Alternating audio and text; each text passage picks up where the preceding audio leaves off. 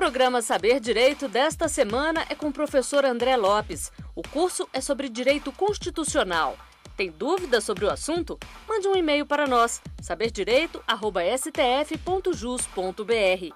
E você também pode estudar pela internet, www.tvjustiça.jus.br. Olá, amigos de todo o Brasil. Mais um dia de Saber Direito aqui na TV Justiça. Meu nome é André Lopes, eu agora retomo aquilo que já começamos a trabalhar em 3 aulas, falando aí da organização político-administrativa da República Federativa do Brasil. Hoje eu trato especialmente do regime constitucional de repartição de competências, abordando as características da federação no que se refere a esse regime tão salutar, a manutenção de uma organização política num Estado soberano. Convém destacar o que já vimos em programas anteriores, onde procurei examinar os princípios fundamentais relacionando esses postulados essenciais do Estado ao regime de repartição de competências e, em grosso modo, a organização político-administrativa do Estado. Tratamos do princípio republicano, falamos do princípio federativo, consideramos também o princípio do Estado democrático de direito, tratando especialmente de democracia, falamos muito da separação de poderes, dos fundamentos do Estado, dos objetivos fundamentais da República Federativa do Brasil e também aqueles postulados regentes das relações internacionais mantidas pelo Estado brasileiro. Hoje eu procurarei abordar com uma boa margem de detalhes como que é a República Federativa do Brasil no que toca ao regime constitucional de repartição de competências, claro, levando em consideração os regimes anteriores das constituições pretéritas, não é? Constituição de 1824, Constituição de 1891, de 1934, 1946, 1967, 1969 e, enfim, 1988. A nossa dinâmica federativa, ela é peculiar, já falei um pouco disso, dizendo que nós temos uma sistemática que leva em conta 4 pessoas jurídicas de direito público interno: a União, os Estados, o Distrito Federal e também os municípios, onde a convivência harmônica desses entes deve observar necessariamente quais são os postulados regentes desse regime de repartição que está bem definido na Constituição republicana. É claro que a gente tem que considerar que os conflitos federativos eles não são raros, não são incomuns, e necessariamente nós temos que ter um tribunal que possa resolver, solucionar essas controvérsias que são muito comuns. O Supremo Tribunal Federal ele se revela como sendo, então, um órgão da República Federativa do Brasil que tem a competência constitucional para definir qual é a correção a ser dada na hipótese de uma controvérsia federativa. É claro que a gente tem que considerar que a Constituição não consegue, de uma forma detalhada, disciplinar esse regime a ponto de dispensar a figura do intérprete. Ele acaba sendo necessário para dissolver quais são os eventuais conflitos e fazer com que a observância das normas constitucionais seja, a rigor, a melhor possível. Então, o Supremo Tribunal Federal exerce um papel extremamente importante, tanto na sua atividade jurisdicional, quanto também na sua atividade de corte constitucional, na interpretação das normas constitucionais a partir do controle abstrato de normas, não é isso? Convém salientar como se deu essa organização federativa, e aí eu aqui faço uma revisão de aulas anteriores, onde relembro com você que a nossa Constituição, ela hoje assimila valores que já foram construídos aí desde 1824, sem considerar também que a gente leva em conta muito do direito comparado. Só para você ter noção, a nossa Constituição atual, nosso modelo de repartição de competências, ele recebe o influxo da Constituição alemã, sem considerar que nós temos aí nossas constituições anteriores a disciplinar, de certo modo, a moldura cultural, a moldura social, que vai definir quais são os parâmetros para a nossa construção jurídica nesse tema tão importante. Também vale salientar que a nossa federação ela passou por avanços, retrocessos. Eu relembro com você, 1824, nós nascemos com a Constituição Imperial, uma Constituição outorgada, uma Constituição onde basicamente não houve uma participação popular na sua formatação, onde o Estado ainda era unitário, um Estado onde não havia um regime de repartição de competências, exatamente porque a União concentrava todas as competências, dizendo quais seriam as atividades e como deveriam ser desenvolvidas em cada parte desse nosso grande Brasil, não é verdade? Em 1891, nós nascemos com o Estado republicano e temos também ali o surgimento da nossa federação. Absorvemos basicamente a lógica do modelo norte-americano, modelo construído lá em 1787, a partir do nascimento, do próprio surgimento dos Estados Unidos da América, né? Nós sabemos muito bem que os Estados Unidos eles acabam representando uma construção da federação, um pioneirismo na construção desse modelo de organização político-administrativa de um Estado e que basicamente surgiu a partir de lutas por um processo de independência que acontece em 1776, com a independência das 13 colônias, fazendo com que tenhamos agora 13 estados soberanos e logo na sequência a fusão desses estados soberanos, consolidando os Estados Unidos da América. Pois essa história norte-americana acabou sendo a influência para muitas federações, tanto daquele momento quanto as atuais, e naturalmente é de se considerar que com a evolução dos modelos não há como conceber que existam duas federações iguais. Eu tive a oportunidade de falar com você a respeito de que existem várias federações, a estrutura basicamente elas se assemelham, mas as peculiaridades fazem com que nós concluamos que as diversidades são grandes, muitas são as diferenças entre as federações. Não existem dois estados iguais e naturalmente não existem duas federações idênticas. Elas são muito singulares, exatamente porque questões sociais, questões financeiras, questões relacionadas a regimes políticos fazem com que elas sejam, de fato, muito diferentes. No Estado brasileiro, nós temos 4 pessoas jurídicas de direito público interno, como acabei de colocar, a União, os estados, o DF e os municípios. E exatamente ali em 1891, quando nós começamos a desenvolver esse processo, e ainda de uma forma muito tímida, ainda inexperientes que ali estávamos, fomos estabelecendo um modelo ainda rompendo com o anterior de aprimoramento, de melhoramento, e estamos nesse processo até hoje. Rapidamente, veja, como disse, passamos por avanços e retrocessos. Essa conquista que acontece em 1891, ela, de certo modo, recebe um aperfeiçoamento com a Constituição de 1934, onde o viés da democracia ele aumenta em relação à Constituição anterior e que faz com que nós tenhamos uma melhor repartição de competências, repartição de receitas, que faz com que nossa federação acabe sendo uma federação melhor do que a federação de 1891. Contudo, em 1937, nós tivemos um retrocesso, exatamente porque tivemos um regime totalitário, um regime que, de certo modo, concentra competências nas mãos da União, fazendo com que a nossa federação ali fosse uma federação de fachada, uma federação muito mais retórica, prevista na nossa Constituição, mas sem as características essenciais de uma federação, de uma genuína federação, ok? Em 1946, nós tivemos uma reformulação do pensamento federal, e nesse repensar tivemos uma melhor noção de federação, com aperfeiçoamento do viés democrático, uma Constituição que realmente revoluciona, uma Constituição que rompe com o modelo de 1937, fazendo com que haja uma maior participação dos entes políticos nesse regime de repartição de competências, não é isso?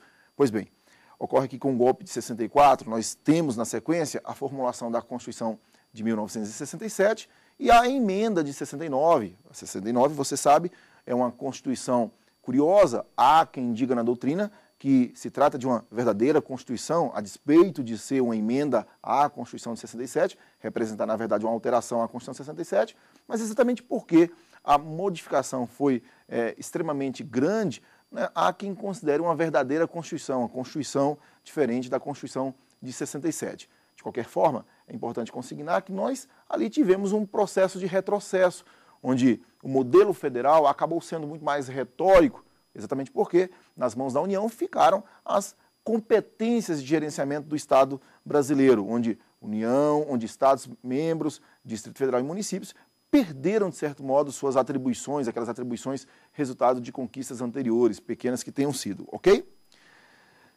A Constituição de 88 representa, então, um paradigma, uma modificação do pensamento anterior, onde ela, com o processo de redemocratização e, naturalmente, com a evolução social, com a evolução da própria sociedade mundial e com os processos que se sucederam, como foi o caso da globalização, nós tivemos uma reestrutura do pensamento federal.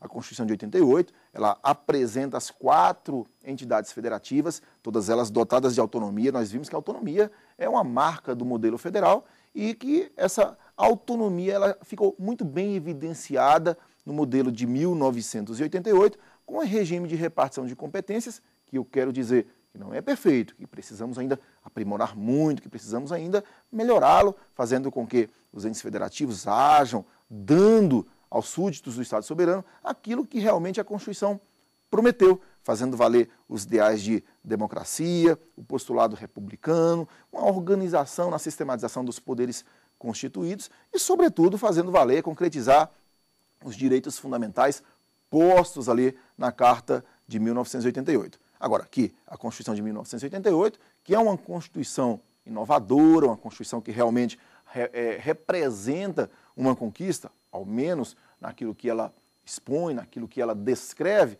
ela mostra uma definição das competências de cada ente da federação, de tal modo que as controvérsias que possam ser surgidas, sejam elas solvidas no plano da jurisdição, na interpretação do nosso poder judiciário e, sobretudo, com a atuação do Supremo Tribunal Federal, seja isso lá no controle difuso, seja isso lá no controle concentrado de normas no nosso direito brasileiro.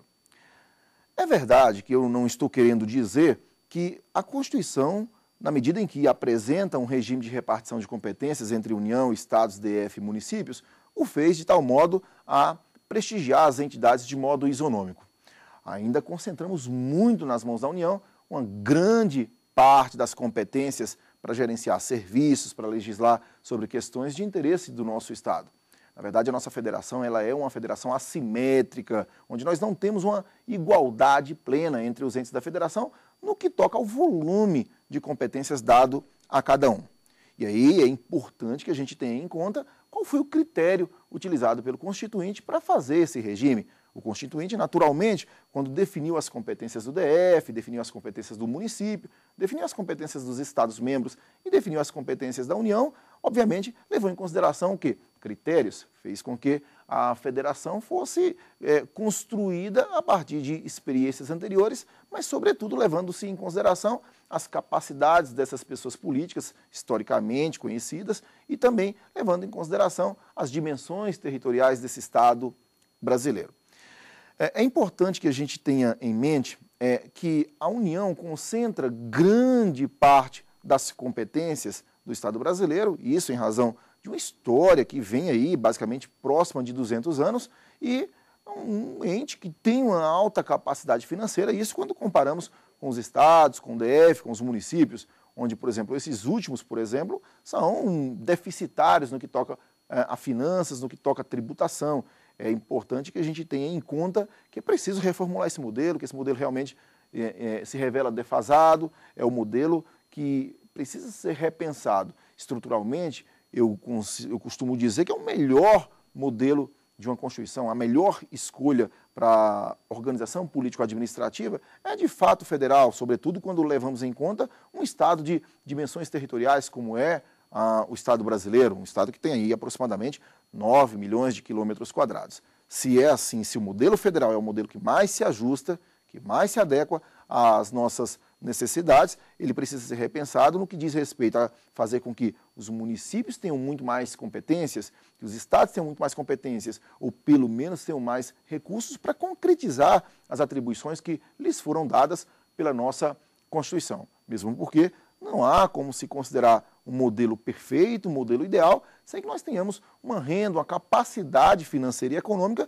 para gerenciar essas promessas constitucionais. Isso, sobretudo, porque a existência do município, na minha concepção, é exatamente uma concretização do postulado democrático, onde, na verdade, a democracia ela fica muito mais exercida, melhor trabalhada, exatamente num ambiente onde, politicamente, o munícipe está perto daquele que gerencia os recursos públicos, o patrimônio, e conhece melhor as demandas e faz com que elas sejam, então, solucionadas. Não é verdade? Ok? Dito isso, é melhor, é bom, é interessante começarmos a tratar, então, da sistematização constitucional a respeito desse modelo. Eu gostaria de falar da União, na sequência eu falo dos municípios e logo depois dos estados e do Distrito Federal. Após isso, eu faço uma abordagem sobre a competência comum administrativa, onde você tem um condomínio a respeito de determinados pontos que são de interesse de todos os entes da federação e logo depois falo da competência legislativa concorrente, onde entes da federação legislam sobre o mesmo ponto, claro, segundo critérios definidos pela própria Constituição. E aí a gente arremata o nosso assunto, ok? Tudo bem? Então vamos lá, prepare esse material, vamos falar um pouquinho da competência da União. Prepare para a gente falar um pouquinho da competência da União. Muito bom.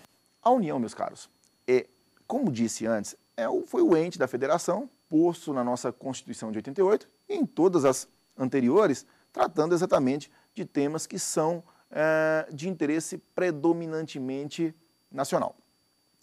É importante deixar claro que o Constituinte levou em consideração um critério para definir a competência da União. Esclareceu que a União vai tratar dos temas que são de interesse nacional, aqueles temas que basicamente repercutem em toda a federação, aqueles temas que não são concentrados numa determinada região do país, que não são apenas uma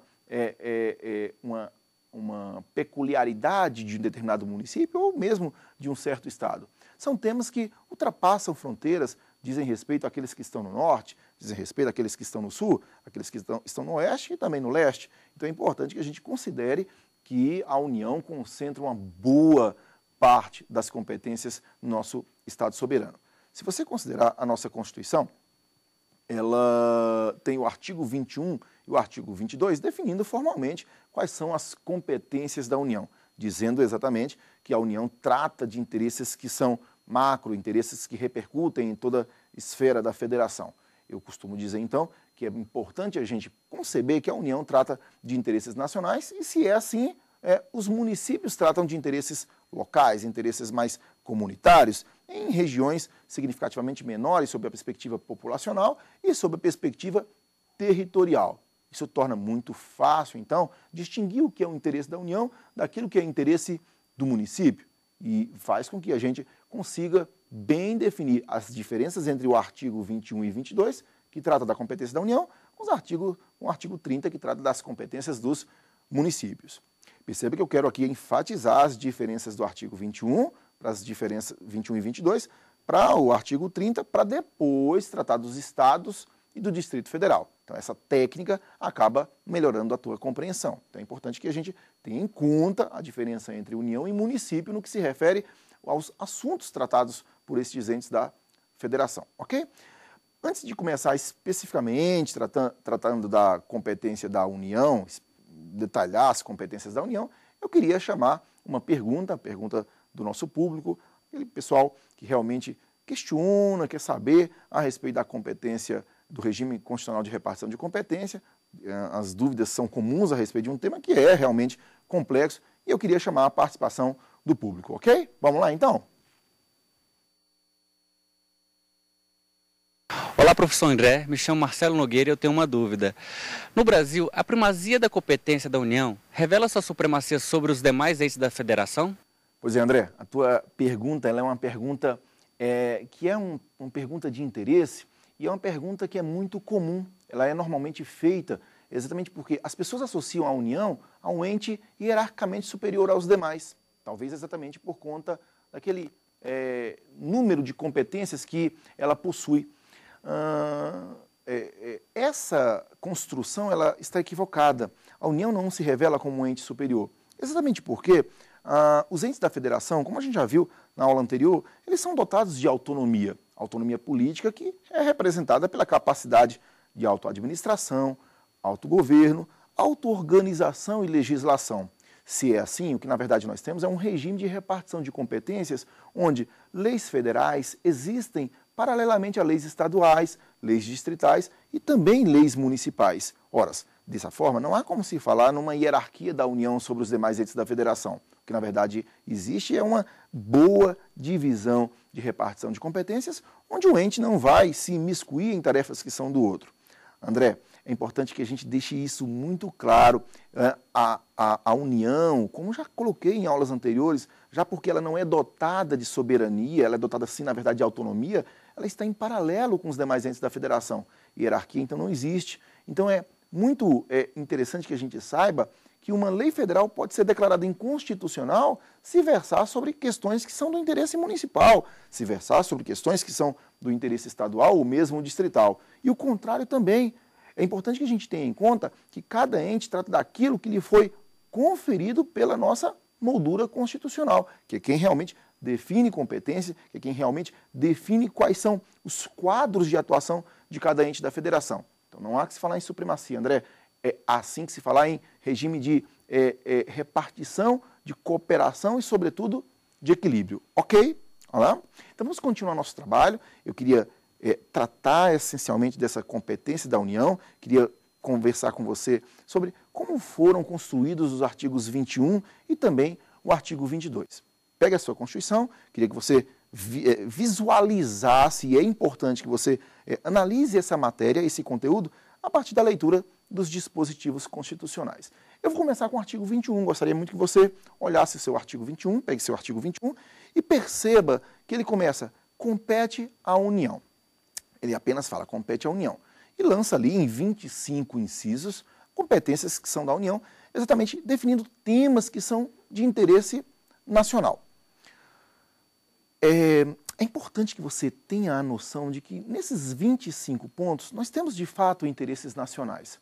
No inciso primeiro, você tem ali a competência da União para que ela mantenha relações com estados estrangeiros e participe de organizações internacionais.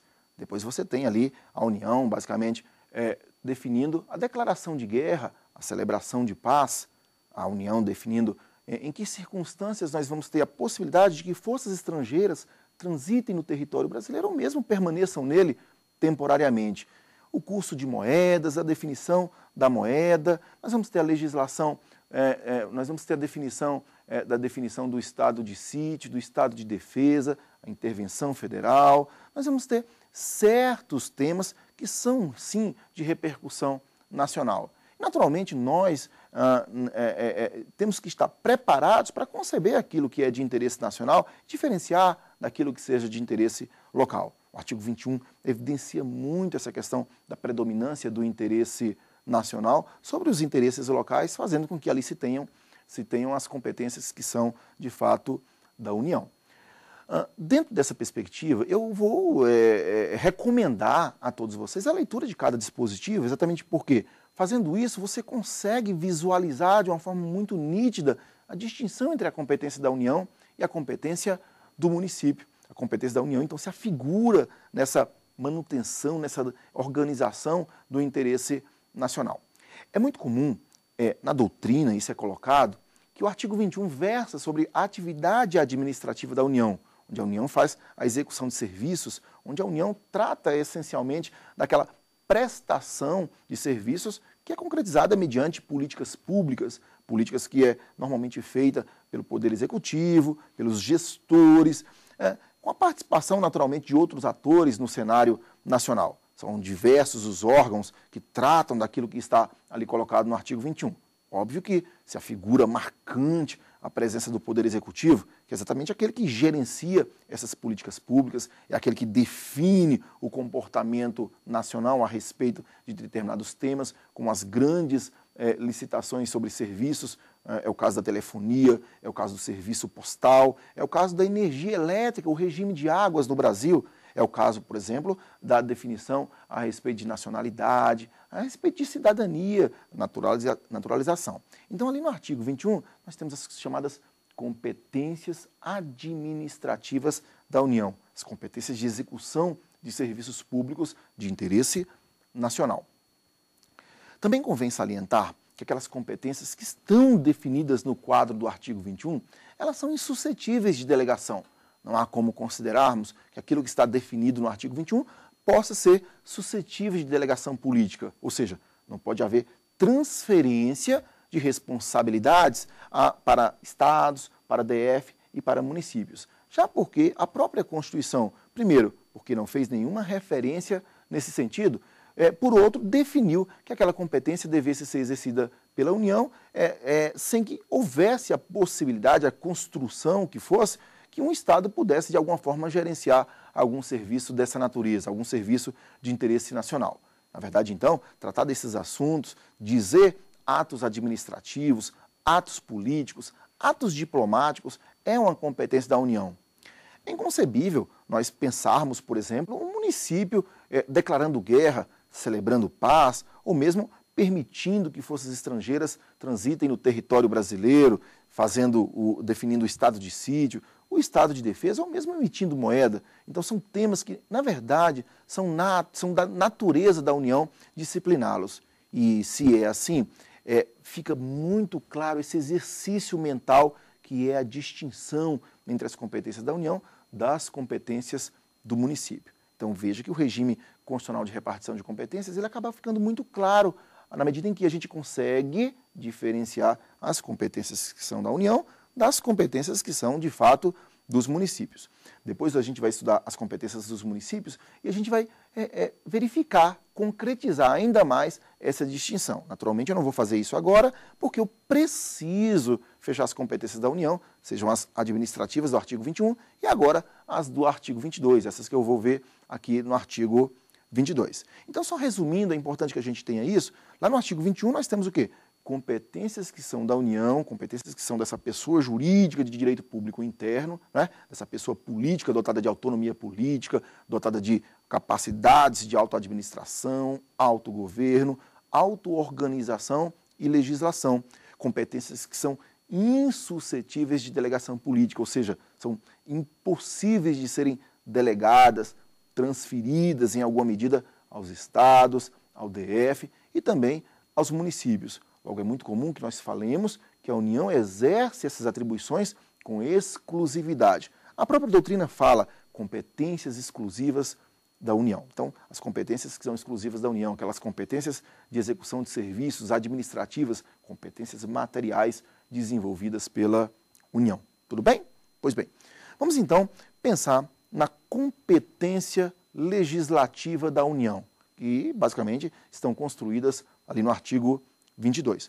O artigo 22 trata das competências legislativas da União, onde ali você tem atribuições que são naturalmente de interesse nacional, interessam a todo o Estado brasileiro, elas são realmente, de fato, relacionadas a questões macros, questões que são estratégicas, mas que a União apenas ela teria interesse, teria competência para legislar. A competência é da União, a titularidade das atribuições são de fato da União. A União não perde essa titularidade. Então a União legisla sobre determinados temas que são de interesse nacional.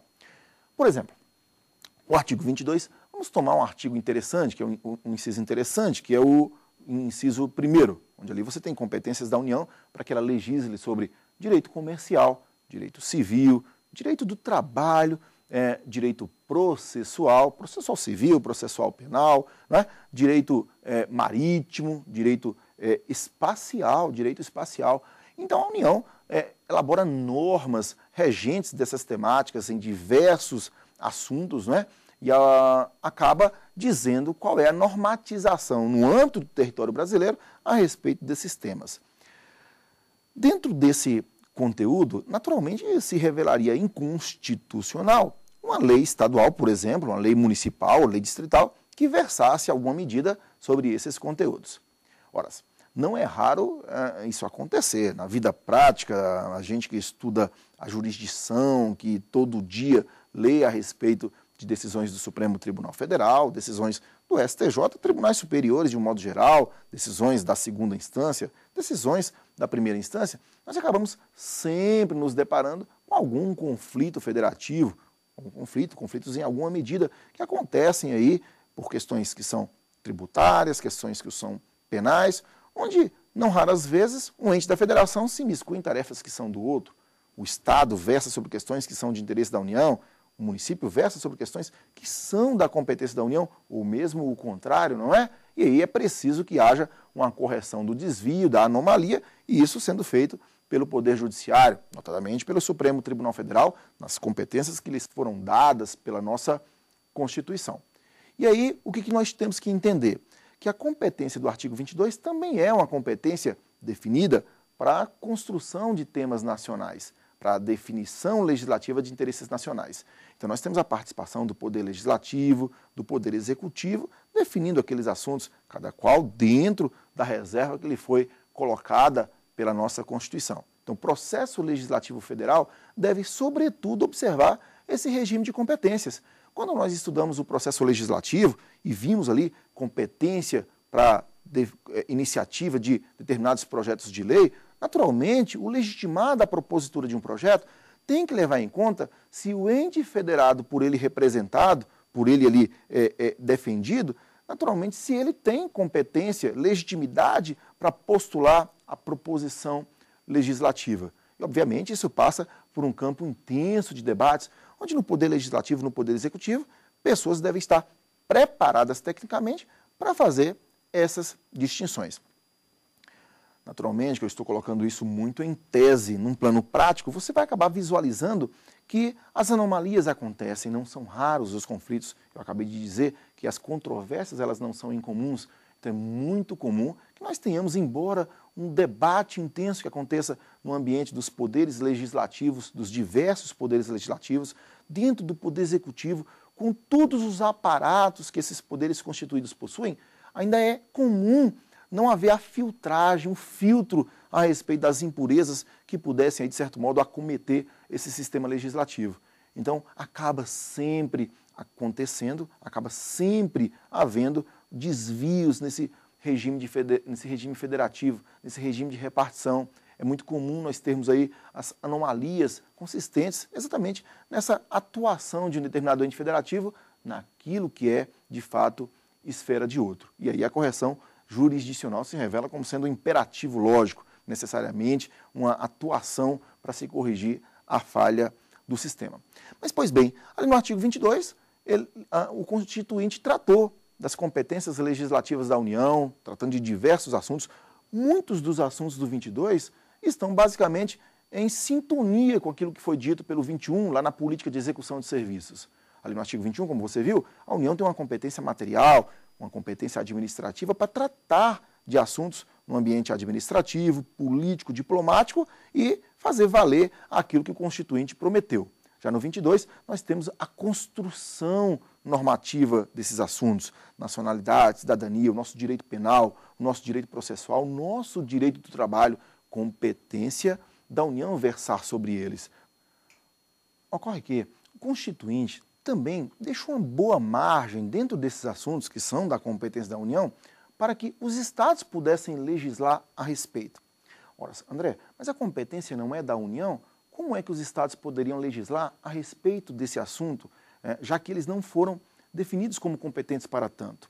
Na verdade, o que o Constituinte fez foi fazer com que os estados tivessem uma certa delegação, que a União permitisse aos estados-membros tratar de temas dentro, obviamente, de uma margem possível, e essa margem são aqueles assuntos que são específicos de interesses estaduais, aqueles assuntos que pudessem, de alguma forma, despertar o interesse local do Estado-membro. Então, a União pode delegar essa margem, essa parcela de competência ao Estado-membro. O artigo 22, parágrafo único, diz o seguinte, que a União pode delegar aos Estados-membros a competência para que eles possam tratar de questões específicas das matérias relacionadas no artigo. Ora, se os Estados podem tratar especificamente de temas que estão ali no artigo 22, a grande questão é qual é o conteúdo e qual é a abrangência da atuação estadual.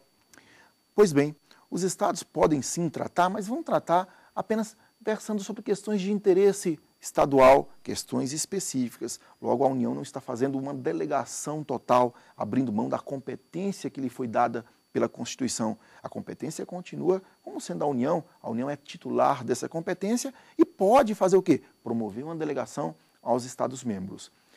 Eu queria só deixar muito claro que essa delegação ela pode ser extensiva ao Distrito Federal, exatamente porque, quando falamos na delegação extensiva ao DF, temos que entender, e eu até o antecipo, que o DF, nessa moldura constitucional, foi colocado como sendo competente para tratar de questões também de interesses estaduais. O DF, nesse particular, ele tem também essa compostura de Estado, logo ele tem legitimidade para receber essa delegação que é da União para regular temas que estão colocados ali no nosso artigo 22. Eu só quero dizer, deixar claro, que essa delegação a União pode fazer mediante lei complementar. Um instrumento normativo que permite essa transferência de atribuições é a lei complementar. Lei complementar poderá, sim, atribuir essa delegação aos estados e também ao DF, e aí eu quero lembrar, mas não aos municípios. Eles não foram colocados, não foram contemplados com essa delegação. Então a União pode delegar só a quem? Aos estados e ao DF essa atribuição de legislar sobre questões específicas das matérias que estão ali alocadas no artigo 22, ok? Então, é essa a compostura da delegação política colocada ali no artigo 22, parágrafo único da nossa Constituição. Bom, dito isso, colocadas as competências do artigo 21 da nossa Constituição, do artigo 22 da nossa Constituição, eu gostaria de chamar a participação do público, né, para que o público pudesse trazer uma pergunta, fazendo com que aí nós possamos aí melhorar a compreensão do assunto. Então vamos aqui chamar a participação do público. Olá, professor André. Meu nome é Lígia Lopes. Gostaria de saber a diferença entre a competência exclusiva e privativa da União? A pergunta da Lígia é uma pergunta interessante. Eu talvez possa entender que a pergunta da Lígia está associada a muito do que está exposto na doutrina. A doutrina costuma diferenciar competência exclusiva da União de competência privativa da União.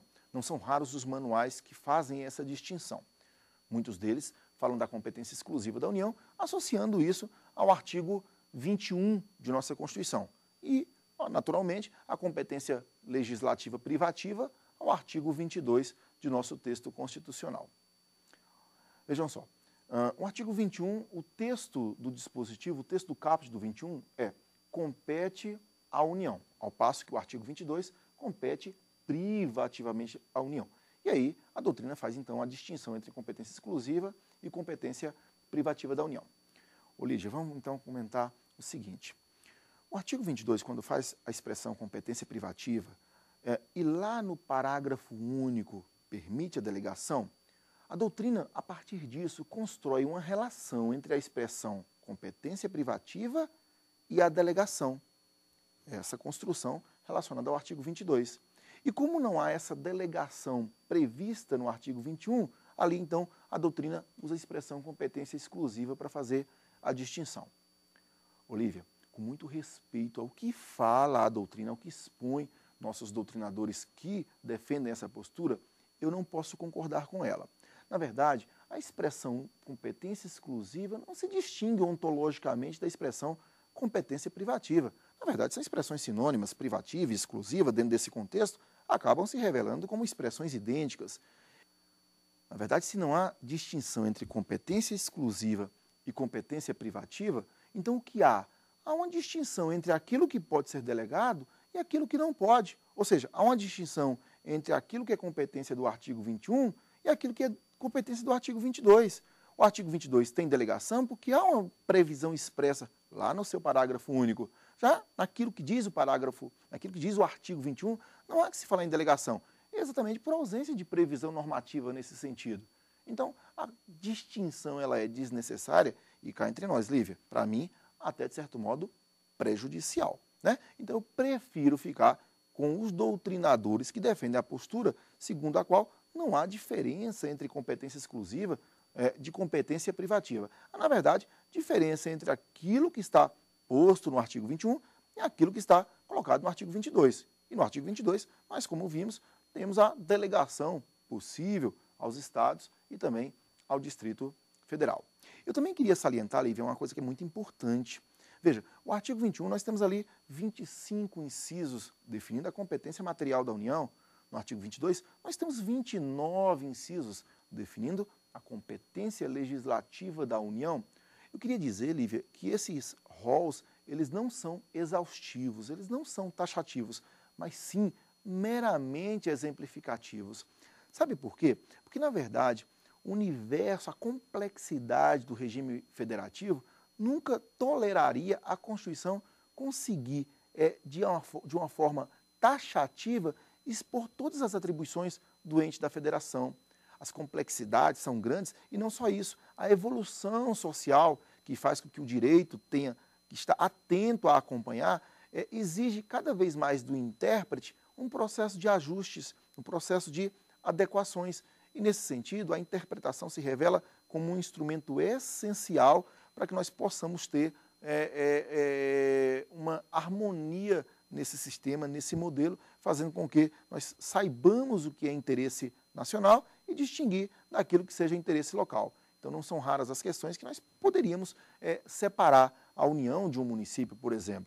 Então, questões econômicas, questões financeiras, questões sociais, questões político-administrativas, fazem com que o intérprete, sem que haja ali uma previsão constitucional, uma expressão da Constituição, consiga separar o que é da União, o que é do município. E, na dúvida, a atividade jurisdicional.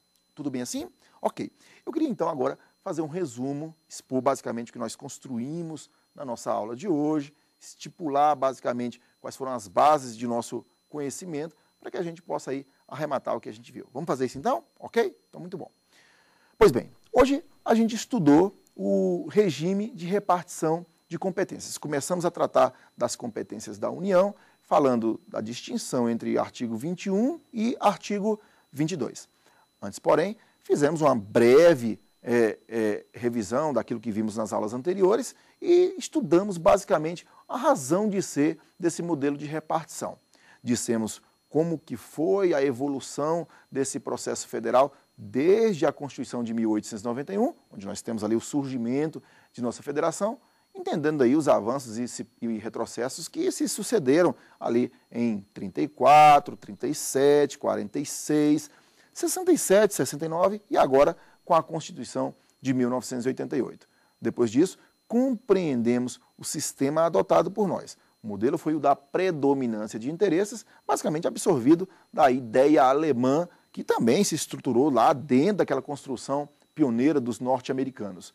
E aí fomos entender que a competência da União é aquela dedicada a interesses nacionais, a interesses predominantemente nacionais, temas ligados à segurança nacional, temas ligados às relações mantidas pelo Brasil com estados estrangeiros, temos questões relacionadas a políticas públicas de repercussão nacional, questões econômicas como a emissão de moeda, questões de segurança interna como a definição do estado de sítio, do estado de defesa, do estado da intervenção federal e questões relacionadas a grandes serviços públicos como energia, águas, telecomunicações, o próprio serviço postal. Definimos ali basicamente a construção jurídica do artigo 21, a competência da União, insuscetível de delegação, costumeiramente chamada de competência exclusiva da União. Veja que a União tem a titularidade dos serviços que são executados exatamente pelos gestores, pelos órgãos, pelas entidades públicas, aqueles que receberam da Constituição o papel de desempenhar esses serviços, sobretudo em nome da União, que titulariza aquele serviço e não delega a ninguém essa titularidade. Vimos também, lá no artigo 22, a competência legislativa da União, onde a União disciplina por meio de normas, naturalmente, a partir dos atores no cenário do processo legislativo, e aqui eu envolvo o poder legislativo, o poder executivo e todos aqueles que possuem legitimidade para propor projetos de lei, como define ali o artigo 61 de nosso texto constitucional. Vimos que o artigo 22 trata dessa competência para definir legislativamente questões de interesse nacional, mas permitindo a delegação política a Estados-membros e ao Distrito Federal, mas não aos municípios, e isso sendo feito por meio de lei complementar. Lei complementar define esse processo de delegação política, que é assim feito pela União, e aqui lembrando apenas que a União poderia naturalmente revogar e tomar de volta essa competência que de fato é sua e que não estaria perdida pelo fato de eventualmente tê-la sido delegada, não é? Então, a União delega e, naturalmente, quando faz isso, não está transferindo, abdicando da sua titularidade. Estaria, sim, delegando aos estados e ao DF a competência para legislar sobre uma parcela de sua atribuição. Questões específicas e, naturalmente, questões que são de interesses dos estados. E, obviamente, que vão legislar caso queiram, precisem e, naturalmente, esteja a questão associada à sua própria natureza, às suas demandas, não é isso? Não se poderia cogitar de que o Estado fosse obrigado a tratar a respeito de um assunto, sobretudo se esse assunto não é de sua essência, não é de sua necessidade, não é uma demanda sua. Obviamente que essa seria uma proposta que seria completamente incompatível com o regime de autonomia definido na nossa Constituição, ok? Muito bom. Feitas essas considerações, eu queria então encerrar a aula de hoje, né? Esperando, obviamente, que você tenha entendido, compreendido quais foram nossos conteúdos, assimilado a proposta do regime federativo, entendido a lógica desse regime desde a Constituição de 1891 e, naturalmente, permitindo a você aprofundar os estudos a partir da leitura da doutrina e também da nossa jurisprudência sobre o tema, ok? Então eu acabo a aula de hoje, espero você para o nosso próximo encontro. Eu termino o regime de repartição de competências, onde vou falar dos Estados-membros, do Distrito Federal, dos municípios, da competência comum e também da competência concorrente legislativa. Então a todos um forte abraço, eu espero vocês então no nosso próximo encontro. Até mais. Tem dúvida sobre o assunto? Mande um e-mail para nós, saberdireito@stf.jus.br. E você também pode estudar pela internet, www.tvjustiça.jus.br.